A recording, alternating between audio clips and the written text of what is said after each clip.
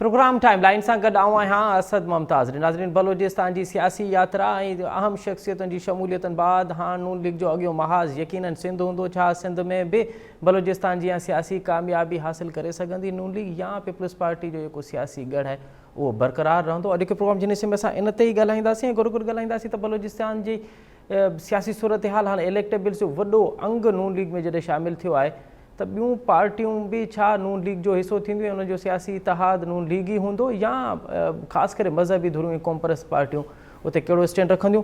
इन ॿिन्हिनि मौज़ुअनि ते ॻाल्हाइबो। ऐं हिन असांखे प्रोग्राम में जॉइन कयो आहे सैयद शाह मोहम्मद शाह साहब, पाण मुस्लिम लीग नून जा मरकज़ी नायब सदर आहिनि, ऐं उन सां गॾोगॾु असांखे जॉइन कंदो मलिक सिकंदर साहब, पाण JUI जा मरकज़ी अॻवान ऐं अॻूणा बलोचिस्तान असेंबली जा अपोज़िशन लीडर आहिनि, ऐं असांखे जॉइन कंदो गुल मोहम्मद जखरानी साहब, पाण पीपल्स पार्टी जा सीनियर अॻवान आहिनि। साईं शाह मोहम्मद शाह साहब, अव्हां खां प्रोग्राम जो आगाज़ पिया कयूं त बलोचिस्तान यात्रा त कंहिं हद ताईं ईअं चइजे त मुस्लिम लीग नून ॼण त मैदान मारे वरितो आहे। ही हिकदमि जेका शमूलियत थी आहे बलोचिस्तान जो क़ौमपरस्तनि जी, बलोचिस्तान जे मज़हबी अॻवाननि जी, बलोचिस्तान जे इलेक्टेबल्स जी, बाप पार्टी जी, छा हिन सां पहिरियां ॻाल्हियूं हलनि पियूं, या मियां साहब अव्हां जूं पहिरियां ॻाल्हियूं हलनि पियूं, या इहो अचानक इहो फ़ैसिलो थियो आहे? इहो लॉजिक सम्झ में न पियो अचे त बलोचिस्तान जी सियासी पार्टी नून लीग में शमूलियत जेका अख्तियार कई है। जी शाह साहब। हेलो। जी शाह साहब। अर्ज़ ये है, पाकिस्तान इन वक्त जी सर इंतहाई सियासी मुआशी भौचाल में दुबड़ में जी इन करे पाकिस्तान इन वक्त सीज़न पॉलिटिशियन सीनियर ऐं सीज़न पॉलिटिशियन हिकिड़ो ई नवाज़ शरीफ बचो आहे। ॿिया सीनियर सियासतदान सीज़न पॉलिटिशियन हाणे हिन मुल्क जा हासिल रियाज़ अल्लाह ताला जी ज़िंदगी वापसि या उन्हनि खे केॾा ॿिए पासे कयो वियो। हिन वक़्तु मुंहिंजो अर्ज़ु इहो आहे, तव्हां बलूचिस्तान जो साल मां पूरे पाकिस्तान गॾु मियां मोहम्मद नवाज़ शरीफ चाहे थो त क़ौमी मफ़ाहिमत नेशनल रिकॉन्सिलेशन क़ौमी मफ़ाहिमत माना कंहिंसां मियां नवाज़ शरीफ आयो हेॾे आहे त पाकिस्तान जे 22 करोड़ अवाम जे हक़ में आहे।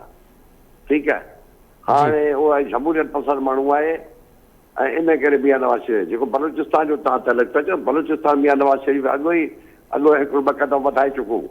तव्हां कई शायदि विसरी वियो, बलूचिस्तान मीर हासिल ख़ान बिज़ट जो इंतहाई वॾो रहनुमा हो माण्हू, उन मियां नवाज़ शरीफ सेनेट जे चेयरमैन लाइ नॉमिनेट कयो।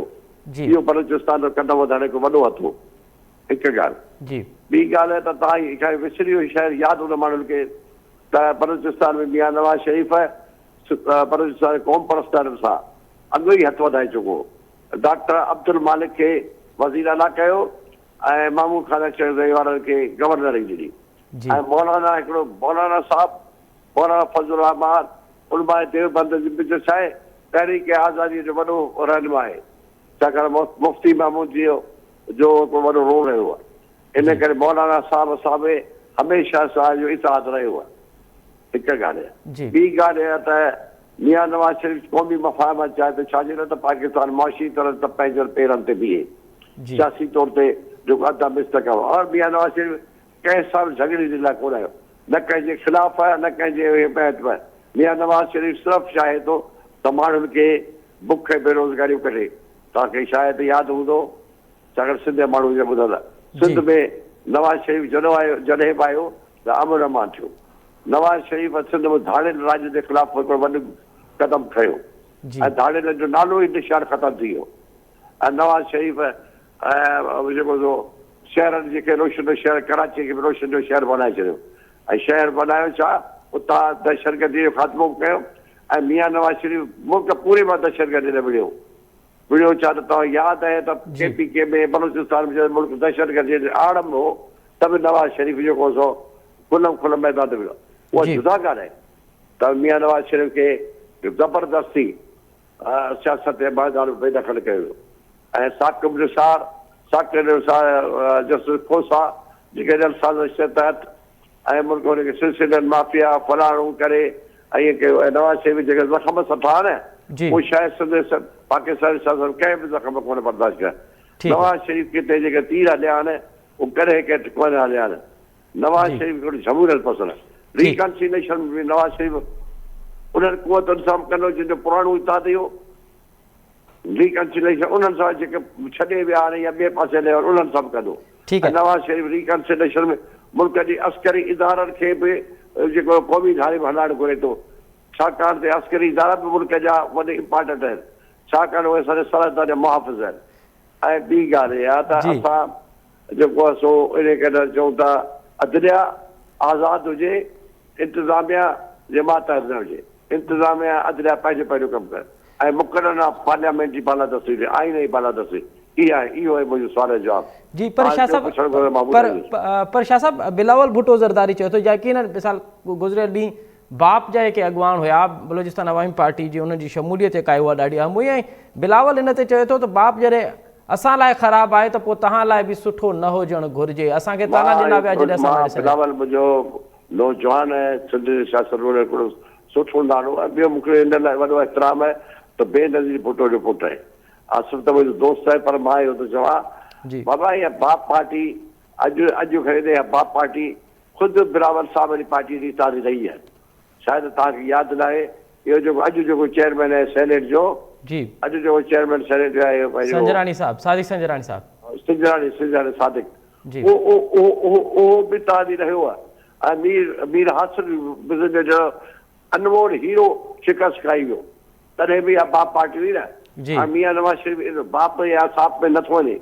मियां नवाज़ शरीफ़ ॾिसो सिंध में आयो न, MQM साहिब सां हथु वधायो या कोन वधायो, छो MQM पाकिस्तान में हिकिड़ो हक़ीक़त आहे। ऐं कल्ह जी ॻाल्हि आहे 2018 में मियां नवाज़ शरीफ़ ख़िलाफ़ तहरीक इंसाफ़ सख़्तु लड़ाई लड़ी, ऐं हिते सिंध में तव्हां ॾिसंदव तहरीक इंसाफ़ GDA बि गॾु आहे। शायदि तव्हां विसरी वियो, शायदि सिंध जे माण्हुनि खे यादि न आहे। मूंखे त पंहिंजे इलाइक़े मुंहिंजे मटियारी मूंखे यादि आहे, हिते मुंहिंजे मटियारीअ में तहरीक इंसाफ़ क़ौमी असम्बलीअ ते GDA सूबाई असम्बलीअ ते हो, त पोइ छा आहे नवाज़ लीग आउट हुई, नवाज़ लीग जो सिफ़ में निकिरी वई। तंहिंजे करे असां कोई पुराणी रजिशूं कोन था रखूं।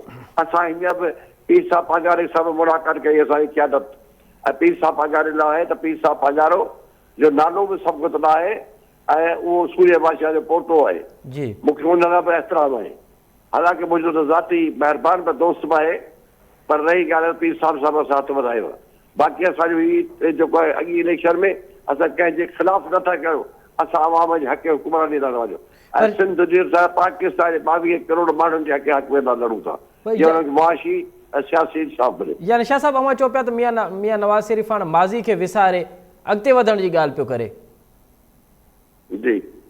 अच्छा भला हाणे सिंध जी पॉलिटिक्स ते अचूं पिया, बलूचिस्तान जी पॉलिटिक्स हाणे उते चूंडूं थींदियूं पोइ ख़बर पवंदी जेको नतीजो अचे त सिंध में अव्हां पीपल्स पार्टी जे NTPP जेको इतिहाद ठाहियो पिया आहियूं, हुन में JUI ऐं GDA बि शामिल। मां वरी बाज़ार कयो, असीं कंहिंजी बि एंटी कोन रहियो, न NTPP न एंटी फलाणो न फलाणो MQM न फलाणो।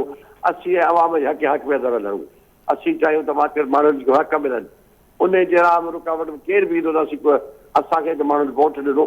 पाकिस्तान मुस्लिम लीग पंहिंजे मंशूर ते इलेक्शन लड़ंदी, पाकिस्तान पीपल्स पार्टी पंहिंजे मंशूर ते इलेक्शन लड़े, जमीयत उलमा इस्लाम पंहिंजे मंशूर ते इलेक्शन लड़े। असीं त इलेक्शन आज़ादु मुनसफ़ा न थींदियूं, थियणु खपनि, उन में ॻाल्हि सिधी थी पई। असीं एंटी वेंटी कोन करियो, असीं कंदा आहियूं हा माण्हुनि जे हक़ हुकुम। असां जेकॾहिं इलेक्शन तव्हांखे यादि आहे, मां तव्हांखे ॿुधायां, मां पंहिंजो वेठो मां सैयद शाह मोहम्मद शाह मुस्लिम लीग जो सिंध जो सदर, मुंहिंजी यूनियन काउंसिल मुंहिंजो जेको ॻोठ आहे भाणो, मुंहिंजो जेको यूनियन काउंसिल मूंसां बि पीपल्स पार्टी इलेक्शन कई आहे, मां इलेक्शन कयूं, ॿिनि यूनियन काउंसिल टिनि में कयूं इलेक्शन, मटियारी में असां कयूं। ऐं मूंखे पर उन एंटी कोन, उहो असां पंहिंजे लड़ी पियो माण्हुनि जे करे जेके इलेक्शन लड़ी हुननि जी तरफ़ किन वरितो किन असांजे वरितो, तंहिंजे करे असां पंहिंजे माण्हुनि जे हक़ लाइ पिया लड़ूं। पर शाह साहब पीपल्स पार्टी मूंसां विड़ी आहे। पर शाह साहब सिंध में जॾहिं अव्हां चूंड विढ़ंदव त अव्हां यकीनन कंहिं पार्टी जी मुखालफ़त में त चूंड विढ़ंदा न अव्हां, त पोइ जेको बि इलेक्शन साम्हूं ईंदो, जेको बि असीं पंहिंजे मंशूर ते विढ़ंदासीं। असीं चवंदासीं त बाबा मुल्क में इंसाफ़ हुजे, असीं चवंदासीं मुल्क में गुरबत जो ख़ात्मो हुजो, असीं चवंदासीं IMF जे चंगल मां निकिरूं, असीं चवंदासीं त पाकिस्तान आइन जी बोलबाला हुजे, ऐं पाकिस्तान मुमकिन वधीक ख़ुदि मुख़्तियार हुजे। असांजो कंहिंजे ख़िलाफ़ मिसाल जे तौर के आज़ाद बि बीहंदा, के कंहिंजे टिकट ते बीहंदा, के कंहिंजे कीअं इहो गैर सियासी माण्हू फलाणो फलाणे शाह साहब अव्हां GDA JUI जो जेको इतिहाद पियो ठहे उनजो हिसो थींदो या कोन थींदो सिंध में? बाबा JUI असांजी तव्हांजी अॼु बि आहे कल्ह बि हुई जी JUI ऐं PTM असीं गॾु हुआसीं इहो कहिड़ो जवाबु आहे JUI असीं गॾु आहियूं असांजी सीट जी कंहिंसां बि थी सघे थी सिंध में जॾहिं बि इलेक्शन थींदियूं ऐं इन फ़ैसिले तमामु फ़ैसिले करण जो इख़्तियार न को मूंखे ऐं न को ॿिए कंहिंखे तमामु फ़ैसिला करण जो इख़्तियार मियां मोहम्मद नवाज़ शरीफ़ मियां शहबाज शरीफ़ खे आहे शाह साहब भला सिंध में छा पीपल्स पार्टी सां सीट एडजस्टमेंट कंदो साईं ॻाल्हि आहे न सीट जी असीं को इक़्तिदार जे पुठियां न आहियूं असीं पंहिंजे मंशूर ते लिखियो ॾिसूं था असीं टेस्ट था वठूं था सिंध जा माण्हू आया सिंध जा माण्हू उन नवाज़ शरीफ़ खे वोट ॾियनि था जंहिं धाड़े जो ख़ात्मो कयो छा कराची जा माण्हू उन माण्हू खे वोट ॾियनि था जंहिं ग्रीन लाइन पैदा कई ठाही छा सिंध जा माण्हू उन माण्हू खे वोट ॾियनि था जंहिं सखर खां मुल्तान मोटर में ठाहियो या सिंध जा माण्हू उन्हनि खे वोट ॾियनि था त जिन हैदराबाद खां सखर मोटरवे जो बुनियादु विधो या उन्हनि खे वोट था ॾियनि जिन मोटरवे जो पैसा खाई भॼी विया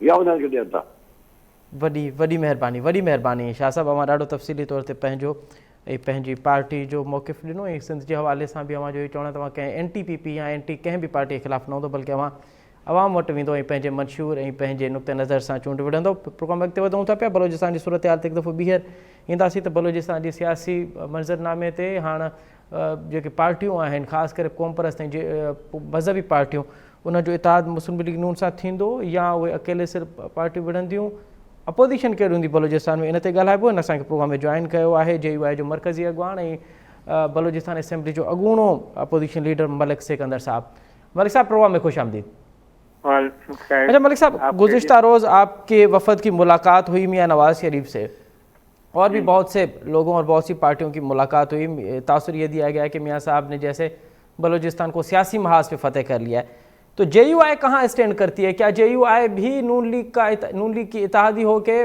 बलूचिस्तान में इलेक्शन लड़ेगी या फिर आप अलग से अपनी पार्टी अलग से इंतखाबात लड़ेंगे आप थैंक यू जनाब मियां साहब ने तो बलूचिस्तान आने के बाद ये जितनी बलूचिस्तान की पार्टियां हैं जी सर PDM के हवाले से आप समझें या वैसे गुड जंक्चर के हवाले से तमाम जमातों को उन्होंने दावत दी थी जिसमें जमीयत उलमा इस्लाम का वफ्द भी गया ये उनके बाकी मामला से कोई ताल्लुक नहीं था सिर्फ एक मुलाकात थी बाकी जमातों के साथ मिलकर जहाँ तक इत्तेहाद का ताल्लुक है मेरा ख्याल अभी तक तो बाप पार्टी का भी इनके साथ इत्तेहाद बाज़ाब्ता नहीं हुआ है बाकी जमातों को तो मैं नहीं कह सकता कि किसी ने इत्तेहाद की बात की हो लेकिन मलिक साहब बाप पार्टी ने रजामंदी तो अख्तियार कर दी है उन्होंने एक हफ्ता पहले कहा था कि हम नून लीग के इत्तेहादी हैं और अब 30 शख्सियतों ने तो बाज़ाब्ता तौर पे नून लीग में शमूलियत अख्तियार कर ली है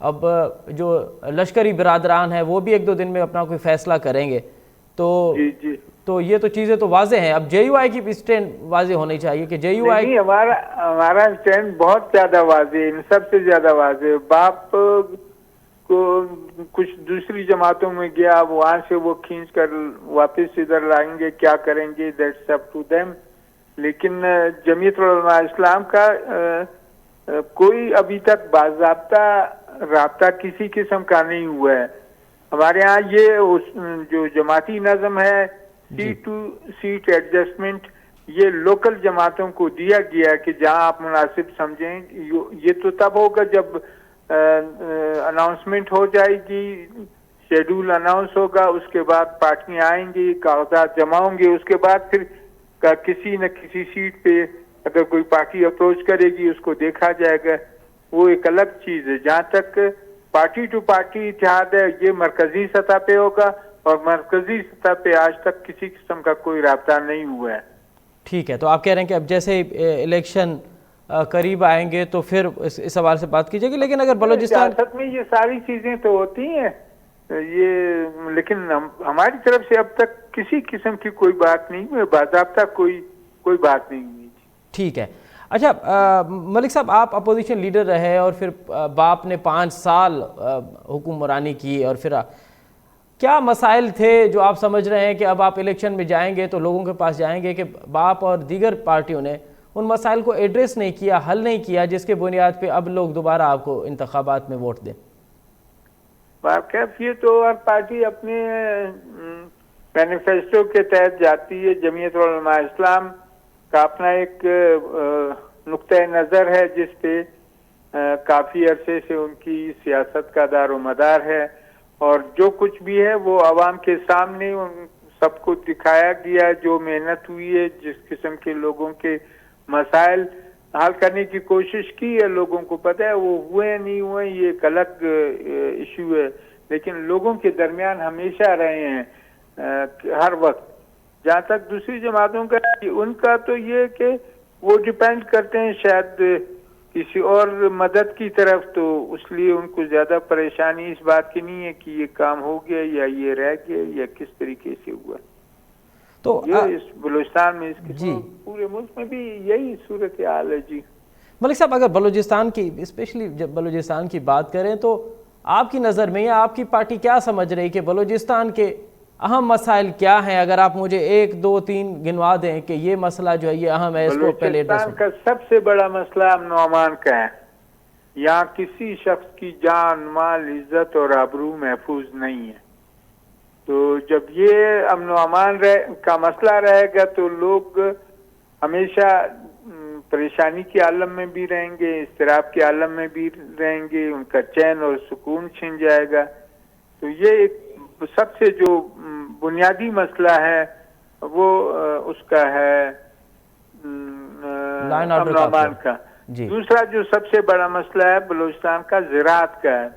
اب بلوچستان کو اللہ پاک نے زرخیز زمین دی ہے بہت بڑی تعداد میں، اب اس کو فرٹیلائز کرنے کے لیے ضرورت ہے، بجلی کی ضرورت ہے، سولر کی ضرورت ہے، جس میں حکومت کی ذمہ داری ہے کہ وہ ان کے یہ انتظامات کرا دیں، لیکن یہاں ہمیشہ زمینداروں پہ قیامت برپا رہتی ہے۔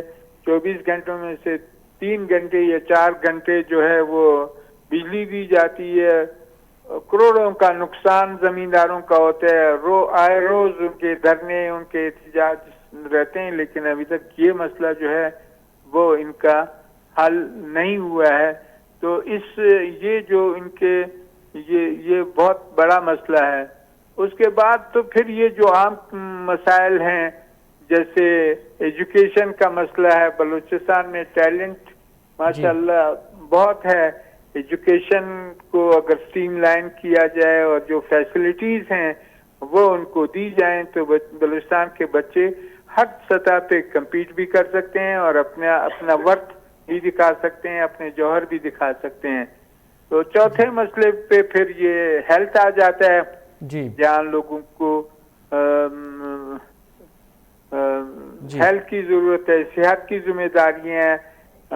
اگر صرف کیپٹل میں ہاسپٹل ہوں اور باہر جو شہر ہیں ان میں وہ تمام ضروریات نہ ہوں تو ایک تو سارا بوجھ کیپٹل کوئٹہ پہ ہوگا، دوسرا یہ کہ لوگوں کو وہاں سے لانا لے جانا اور یہ ساری چیزیں یہ بڑا مسئلہ رہتا ہے۔ تو یہ ہم کہتے ہیں کہ جہاں بھی ہو، تحصیلوں میں تحصیل ہیڈ کوارٹر ہاسپٹل ہو، ڈسٹرکٹ ہیڈ کوارٹر ہاسپٹل ہو، اور جن میں تمام ضروریات، تمام لوگوں کے مشکلات، ہر شعبے کا جو ہر شعبہ وہاں قائم ہو، وہاں اسپیشلسٹ ہوں تاکہ لوگوں کے صحت کے مسائل جو ہیں اور وہ حل ہو جائیں۔ باقی مسائل تو اپنی جگہ پہ چلتے رہتے ہیں۔ لیکن ملک صاحب، آپ نہیں سمجھتے کہ مہنگائی بھی ایک بہت بڑا مسئلہ ہے؟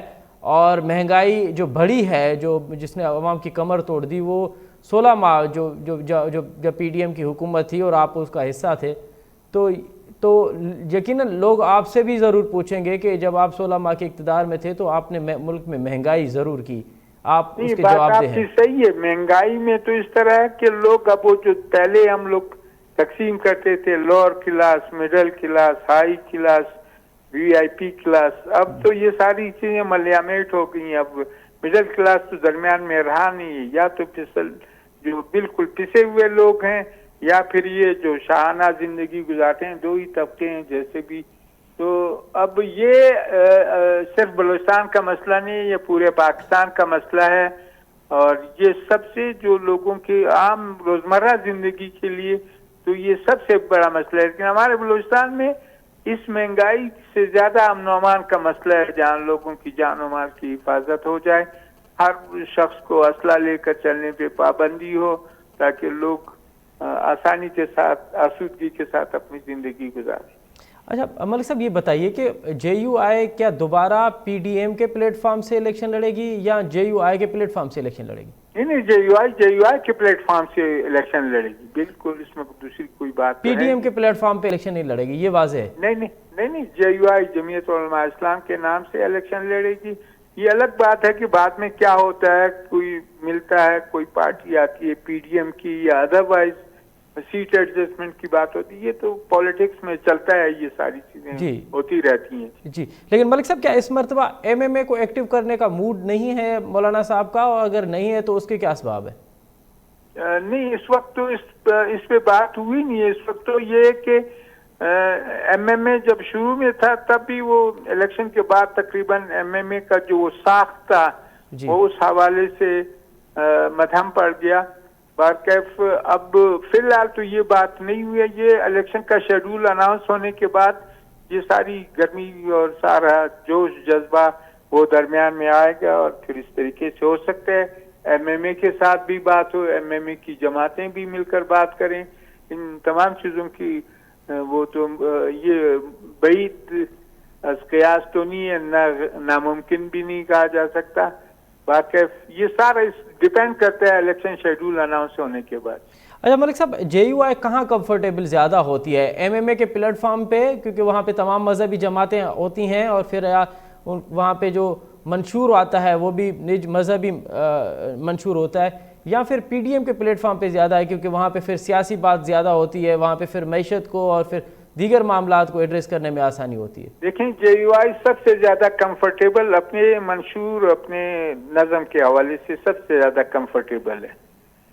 اس کا جو منشور ہے وہ تمام مذہبی جماعتوں کا منشور ہے، اس کا جو وہ ہے اساس ہے وہ تمام مذہبی جماعتوں کا اساس ہے، تو اس سلسلے میں سب سے زیادہ جو جے یو آئی کو کمفرٹیبل اپنے آپ کو سمجھتی ہے اپنے منشور اور اپنے اس کے حوالے سے الیکشن۔ یہ جو پی ڈی ایم ہے یہ تو اس وقت الیکشن کے بعد جو حالات بنے، پھر اس میں وہ اتحاد ہوا government versus P D M, یا اس طرح پی ڈی ایم جو اس وقت گورنمنٹ کے جو اس سٹنگ گورنمنٹ کے خلاف جو احتجاج تھا اس میں سارا ملک امڈ آیا اور سب نے مل کر ایک اتحاد بنایا۔ کمفرٹیبل خود اپنے منشور کے تحت الیکشن کنڈکٹ کرنے میں جو اپنے آپ کو کمفرٹیبل سمجھتے۔ ملک صاحب، آپ کیونکہ سینئر سیاستدان ہیں اور آپ نے پھر اپوزیشن بھی کی ہے بلوچستان میں، آپ کیا سمجھتے ہیں کہ یہ جو پی ڈی ایم کی حکومت تھی 16 ماہ کی حکومت میں، اور پھر جے یو آئی بھی اس کا حصہ تھی، کیا اس 16 ماہ کی حکومت میں جے یو آئی کو سیاسی طور پہ فائدہ ہوا، یا پھر آپ سمجھ رہے ہیں کہ نہیں، حصہ نہیں بننا چاہیے تھا، ان کے ساتھ سپورٹ ضرور ہونی چاہیے تھی، حصہ نہیں بننا چاہیے تھا، حصہ بننے سے ان کو نقصان ہوا ہے؟ جیسے اگر اے این پی ان کا حصہ نہیں بنی لیکن ان سپورٹ ضرور تھی، تو جے یو آئی کا بھی اسٹینڈ وہی ہونا چاہیے تھا۔ آپ کو پی ڈی ایم کی 16 ماہ کی حکومت میں فائدہ ہوا سیاسی طور پہ، یا پھر سیاسی طور پہ نقصان ہوا؟ دیکھیں، اگر آپ سیاسی عمل کو دیکھنا چاہتے ہیں تو میرا شروع سے اپنا ایک نقطہ نظر ہے، اور میں نے جو بھی فورم مجھے میسر ہوا ہے وہاں میں نے یہ بات کی ہے کہ پاکستان کے 75 سال میں گورننس آج تک ایک اینٹ بھی گورننس کی نہیں رکھی گئی ہے، اور اس میں جہاں باقی لوگ ذمہ دار ہیں وہاں سیاستدان بھی اور سیاسی جماعتیں بھی ذمہ دار ہیں۔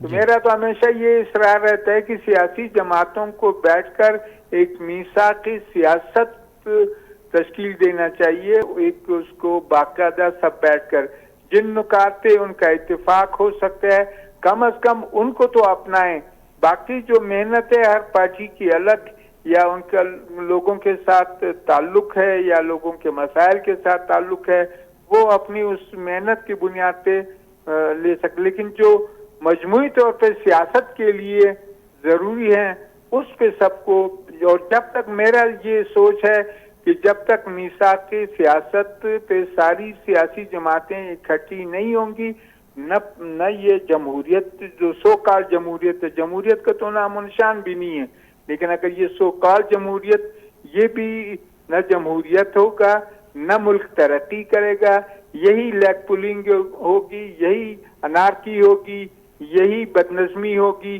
تو یہ تو سب سے پہلی بات ہے۔ جہاں تک جے یو آئی کا پی ڈی ایم کے ساتھ تعلق ہے، کیونکہ یہ جو गुज़िश्ता रजीम के खिलाफ सबसे पहले जी JUI ने तहरीक शुरू की, मिलियन मार्च अपनी सतह पे अकेले किए।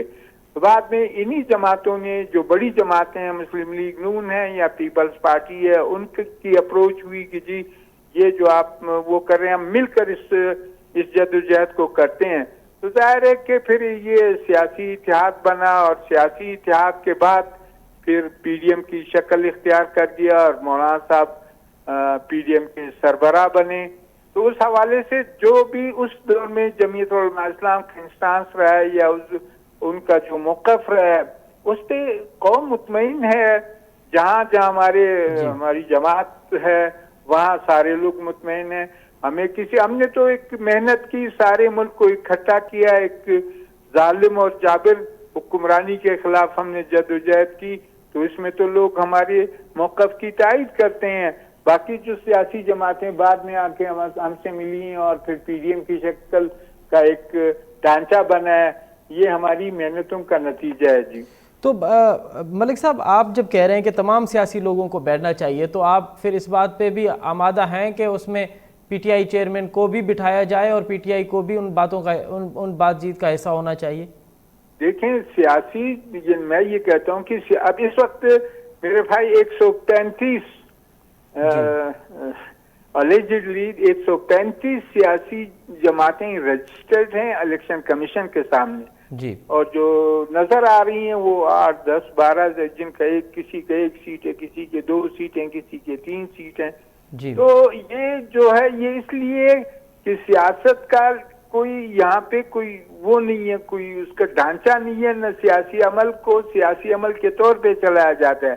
अब जो कुछ चीजें ऐसी हैं जिसपे जलसों में, जुलूसों में तमाम सियासी जमातें कहती हैं, मसलन करप्शन के खिलाफ हैं सियासी जमातें, लेकिन फिर जब मौका मिलता है फिर क्या हाल होता है। तो ये अगर मिसाल सियासत में आए कि जी करप्शन, गबन, इसको चोरी कहा जाएगा और चोर किसी का भाई नहीं है, किसी पार्टी का फर्द नहीं है, उसकी एक अलग कौम है, चोर है, जिधर है वो चोर है। तो इस पे अगर सब मुत्तफिक हो जाए तो एक कजिया हल हो जाएगा। आइन सारे पाकिस्तान का मुश्तरका आइन है, इस पे किसी किस्म का कंप्रोमाइज ना हो। उसमें हुदूद, हर इदारे के हुदूद मुतय्यन है, सियासी अमल के हुदूद मुकन्नना के भी मुतय्यन है। इस पे किसी भी किस्म में कंप्रोमाइज नहीं होगा। जो लॉ ऑफ लैंड है, इस किस्म के जो नुकात आ जाएंगे तो कम अज कम एक ढांचा बन जाएगा। सियासी जमात अपने आप को इस बात का पाबंद समझेगी कि जी हमने लूट मार नहीं करनी है, हमने मेरिट को हर सूरत में मेंटेन रखना है। तो वो जो भी पार्टी होगी अगर इस मीसाक की पाबंद होगी तो कम से कम जो बड़ी चीजें, जो गवर्नेंस का एक ढांचा है वो खड़ा होगा। नहीं मलिक साहब, और उससे मलिक साहब फिर भी यही सवाल होगा ना मलिक साहब फिर भी यही सवाल है ना, आप क्योंकि सीनियर सियासतदान हैं, आपने तो वो तमाम अदवार भी देखे हैं, आपने तो जमहूरियत भी देखी है, फिर आपने डिक्टेटरशिप भी देखी, फिर आपने मुशर्रफ का दौर भी देखा, और फिर उसके बाद के जो मामलात हैं, फिर आपने 18वीं तरमीम भी देखी, फिर जो PTI का दौर था, और फिर PDM, और अब जो नए दौर में हम दाखिल होने वाले हैं, आपने तमाम दौर देखे हैं। लेकिन एक तो मुआहदा पहले हुआ ना कि मिसाक जमहूरियत का, अब जब आप सर नए मुआहदे का करता हूँ सर वो बात नहीं करता हूँ मिसाक जमहूरियत। अब जमहूरियत कहाँ है? जमहूरियत है ही नहीं। जिसके सीने पे आता आप रख कर उनको कहें आप खुदा को हाजिर नाज़िर जान कर कहो कि जमहूरियत नाम की कोई चीज है, कहाँ है? पार्टी के अंदर है, पार्टी से बाहर है, गवर्नमेंट में है, कहाँ? कहीं भी नहीं है। ये तो एक अटल हकीकत है, इसमें कोई दूसरी बात नहीं है। मैं मिसाक सियासत की बात करता हूँ, क्योंकि सियासत का जो सियासत की मैनी ये है कि हर पार्टी एक ऐसे कवायद वज़ा करेगी जिससे लोगों की जिंदगियों में खुशहाली हो और उससे बेहतरी हो। बहुत शुक्रिया, ये बुनियाद है। बहुत शुक्रिया, बहुत शुक्रिया मलिक सिकंदर साहब, बहुत शुक्रिया। आपने बड़ा तफसीली तौर पे अपनी पार्टी का, और आपने लास्ट में ये कहा कि मिसाक सियासत होनी चाहिए जिसमें तमाम सियासी लोग बैठें और फिर वो मुल्क के मसाइल पे अपना नुक्ते नज़र पेश करें, जब भी मुल्क के मसाइल का हल भी उसी में है, वरना किसी और एक पार्टी या किसी एक नज़रियाती पार्टी के पास मुल्क इस नहज पे पहुंच चुका है कि उसके पास किसी एक पार्टी के पास उसका हल नहीं है। प्रोग्राम वक्त पीपल्स पार्टी जो मौक़िफ़ वठंदासीं त छा नून लीग बलूचिस्तान जे सियासी यात्रा ऐं कामयाबु सियासी यात्रा खां पोइ हुनजो अॻियो महाज़ यकीनन सिंध आहे, ऐं छा सिंध में बि उनखे कामयाबी जा इम्कान या सिंध में को पीपल्स पार्टी जो मज़बूत गढ़ सम्झो पियो वञे ऐं सिंध जा इलेक्टेबल्स ऐं सिंध जा सियासतदान हाणे हिकु दफ़ो ॿीहर पीपल्स पार्टी में शामिलु पिया थियनि, त नून लीग लाइ चैलेंज कहिड़ा हूंदा ऐं पीपल्स पार्टी पंहिंजो असर बरक़रार रखी सघंदी? इन ते मौक़े वठूं था। हिन वक़्तु असांखे प्रोग्राम में जॉइन कयो आहे गुल मोहम्मद जखरानी साहब, पाण पीपल्स पार्टी जा सीनियर अॻवान आहिनि, अॻूणा क़ौमी असेंबली जा मेंबर आहिनि। साईं जखरानी साहब, प्रोग्राम में ख़ुशि आमदीद। वॾी महिरबानी, ख़ुशि आहियो, सभु ख़ैर थिए। अच्छा जखरानी साहब, हाणे नून लीग बाक़ाइदा तौर ते तयारु थी वई आहे त सिंध जी सतह ते हू NTPP जेको वोट आहे उनखे कलेक्ट करे, उनखे गॾु करे ऐं NTPP महाज़ खे मुतहरिक करे। JU आहे, GDA, MQM उन में शामिल आहिनि, नून उन में शामिल थिए पई, क़ौम परस्त अॻवान बि उन में शामिल थियनि पिया। पीपल्स पार्टी कीअं किथे स्टैंड पई करे? पीपल्स पार्टी इन तमामु तर मामले में पाण खे किथे बीहारियो आहे? कम जेको बि भली पीपल्स पार्टी ख़िलाफ़ जेके इतिहाद थिया आहिनि, इहा का नई ॻाल्हि न आहे। अॻु में बि काफ़ी इतिहाद जुड़िया आहिनि पीपल्स पार्टी जे ख़िलाफ़। सिंध में बि उनजो प्रैक्टिस कयो वियो आहे, पर सिंध जो अवाम जेको हमेशह पीपल्स पार्टी खे मैंडेट ॾिनो आहे। हींअर बि सिंध जो अवाम पीपल्स पार्टी सां गॾु आहे। हिन वक़्तु बि जेको रिलीफ अगरि का बि मिली आहे त उहा पीपल्स पार्टी जे तरफ़ां। एंटी पीपल्स पार्टी फोर्सिस हमेशह इहा प्रोपेगेंडा कंदा आहिनि पीपल्स पार्टी सिंध में कुझु बि न कयो आहे या उनजी का परफॉर्मेंस न आहे। उहो उन्हनि जो पंहिंजो नुक़्ते नज़र आहे, जेको मुखालिफ़ आहे उहो मुखालिफ़त कंदो रहंदो। पर हाणे तव्हां ॿ ॾींहं पहिरियों ई जेको चेयरमैन बिलावल भुट्टो साहब मिट्टी में पहुतो थर में, थर जहिड़े रेगिस्तान वारे इलाइक़े में इंसान जो समुंड ते गॾु थी वियो। इन्हनि खे न नून लीग रोके सघे थो, न GDA रोके सघे थो, न कंहिं ॿिए वटि आहे। इन्हनि जो सॼो बैकग्राउंड साम्हूं आहे। तग में जेका हुनजी पस मंज़र आहे मियां साहब जो या नवाज़ शरीफ़, असां सियासी माण्हू आहियूं, सियासी तौर ते गॾु बि रहिया आहियूं, हिक ॿिए जा मुखालिफ़ बि रहिया आहियूं। पर जहिड़े नमूने सां हुननि जी थी आहे त नून लीग जेका जॻह परवरिश थी आहे उहा मोहम्मद ज़ियाउल हक़ जेका आमर जे तरफ़ां हुनजी थी आहे ऐं उल्टो हुनजी पैदावार आहे। उनखां अलावा GDA जे तालुक़ु आहे। GDA त हाणे उनमें फंक्शनल वग़ैरह उहे त ज़ियाउल हक़ सां बि गॾु रहिया आहिनि, मुशरफ सां बि गॾु रहिया आहिनि ऐं उनखां अलावा जेके बि आमिर आया आहिनि, जेके हर गवर्नमेंट इवन पीपल्स पार्टी सां बि गॾु रहिया आहिनि, हर दौर में रहिया आहिनि। कुझु बि डिलीवर न करे सघिया, अवाम खे को रिलीफ न ॾेई सघिया। त हाणे जेको रिलीफ मिलियो आहे त पीपल्स पार्टी जे तरफ़ां मिलियो आहे। हाणे त इलेक्शन जो डेट अची वियो आहे, सभिनी खे पब्लिक में अवाम वटि वञिणो आहे। त भली हे इतिहाद थियनि, उन इतिहादनि में पीपल्स पार्टी फ़र्क़ु न पवंदो। हाणे बि तव्हां ॾिसो था हिन सिचुएशन में बि GDA जा जेके इम्पोर्टेंट माण्हू आहे उहे सभु पीपल्स पार्टी में शामिल थी विया आहिनि। अली गौहर खान मारसम GDA जे लीडरशिप में शुमार पिए थियो। अॻु में लास्ट जेका 18 वारी इलेक्शन में ही त सरदार अली गौहर खान मार खे GDA पंहिंजो वज़ीर आला डिक्लेयर कयो, पर हींअर बि उहा पीपल्स पार्टी में शामिल थियो आहे कुझु ॾींहं पहिरियों। उनखां अलावा गौस बख्श मार उहो पीपल्स पार्टी में शामिल थी वियो आहे। ऐं साईं काज़म शाह जेको MLA रहियो आहे खैरपुर मां, उहे पीपल्स पार्टी में, महरम शाह वारा ॿिया सभु पीपल्स पार्टी में आहिनि। उनखां अलावा GDA जा असांजा उनड़ साहब मां ऐं मरहूम इल्ताफ़ खान जा जेके पुट आहिनि आदिल वारा, उहे बि पीपल्स पार्टी में शामिल थी विया आहिनि। त हाणे उनखां पोइ त हिननि वटि कैंडिडेट ई कोन्हनि। बाक़ी जो इतिहाद ठाहिनि। पर जखरानी साहब हिकिड़ो नुक़्तो आहे जेको नून लीग चवे पई त असां कंहिंजे NTPP या असां कंहिं बि पार्टी एंटी कोन आहियूं। असां हीउ सवाल ज़रूरु खणी वेंदासीं त 15 साल जी हुकूमत जी कारकर्दगी किथे आहे ऐं 15 साल में डिलीवर किथे थियो आहे। हा भली उहो असां भली पंहिंजो शौक़ु पूरो कनि। हाणे त पब्लिक वटि वञिणो आहे न। उहो माण्हू मां तव्हांखे जेको मिसाल ॾिनो हींअर पब्लिक वटि वञण जो पहिरियों जेको हाणे हालांकि उहो हो जंहिंमें चेयरमैन बिलावल साहब वियो, पर उते हिकिड़े थर जे रेगिस्तान वारे इलाइक़े में लखनि इंसाननि जो समुंड गॾु थियो। भली मियां साहब बि उते वञी ॾिसे या ॿिया बि GDA जा उहिदेदार वञी ॾिसनि, अगरि पब्लिक ॾिए थो त असांजे अखियुनि ते। पर इनशाला जेके 8 फरवरी ते इनशाला इलेक्शन थींदी, पोइ जो डेट आहे उन ते सॼी ख़बर पइजी वेंदी त असां केतिरो परफॉर्मेंस कयो आहे। इहो जवाबु माण्हू हाणे पब्लिक ॾींदो, असां नथा ॾेई सघूं। जेकॾहिं माण्हुनि खे हिन वक़्तु इंफ्रास्ट्रक्चर जेका ठहियल आहिनि, रोड रस्ता जेके ठहियल, उहे पीपल्स पार्टी ॾिना आहिनि। उनखां अलावा वॾी ॻाल्हि NICVD, जंहिंमें हिकिड़े माण्हू जे दिलि जे बीमारी जो इलाज जंहिंमें घटि में घटि 10 लख रुपया ख़र्चु थींदो हो, उहो सखर में, हैदराबाद में, टंडो मोहम्मद खान में, लाड़काने में, जंहिंमें फ्री माण्हुनि जो इलाज थिए थो। त इनखां अलावा जेको बेनज़ीर शहीद इनकम सपोर्ट जेको पीपल्स पार्टी जे दौर में शुरू थियो आहे, ग़रीबनि खे, मिसकिननि खे, बेसहारा माण्हुनि खे जेका मदद उहा सिर्फ़ु पीपल्स पार्टी जे दौर में थिया आहिनि। उनखां अलावा नौकरियूं जेकॾहिं मिलियूं आहिनि पीपल्स पार्टी जे दौर में मिलिया आहिनि। ॿियनि दौरनि में त माण्हुनि खे बेरोज़गार कयो वियो आहे। इहो मां को हार्म नथो हणां, इहो बि मां दावा नथो कयां त पीपल्स पार्टी को खीर ऐं माखी जूं नंदियूं वहाए छॾियूं, ईअं न आहे। मसइला ज़रूरु आहे, पर मसइलनि खे अगरि घटिताई जंहिंमें आंदी आहे त उहो पीपल्स पार्टी आंदी आहे। ॿियनि मामलनि ॿियनि दौरनि में माण्हुनि जे मुश्किलातुनि में इज़ाफ़ो थियो आहे। तंहिं करे इहो असां कंहिं बि हुनमें इतिहाद में या कंहिं खां शइ खां ख़ौफ़ज़दा न आहियूं। ऐं सिंध जे अवाम इनशाला पंहिंजो फ़ैसिलो 8 फरवरी ते कंदो, उन में अछा करा ज़ाहिर थी वेंदा।